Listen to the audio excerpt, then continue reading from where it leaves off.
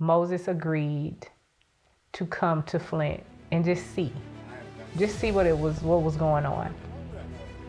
And when he came to Flint, he was so moved just by some of the, not only like the poverty and the distress, but also the resilience of the people.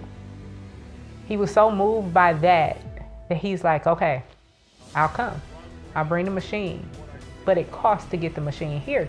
And so it was somewhere around $50,000. We reached out to LaToya because at this point, you know, she was an accomplice. And we got her on a call with Moses, and I can't exactly remember, but I think it was within 3 to 5 days. She's like, we got the funding and let's move forward. So within 30 days of that phone conversation, the water machine arrived in Flint.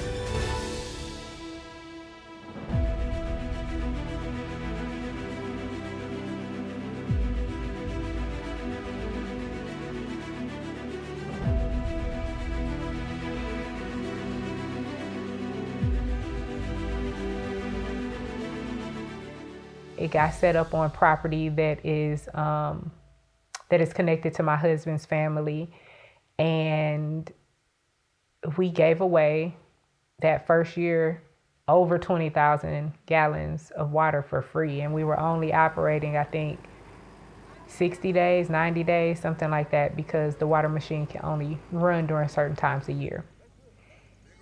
This was really a tangible solution that as artists, we came together without, you know, the resources that you think that you have to have. We don't have a whole bunch of money. We don't have big names. We're not out here, you know, on social media every day promoting. But we were able to make this happen off of art. Artists were able to connect. We were able to connect with inventors who, to me, are artists as well. And we were able to bring this solution that we took to government officials, we took to people, and they did not move to help us make this happen.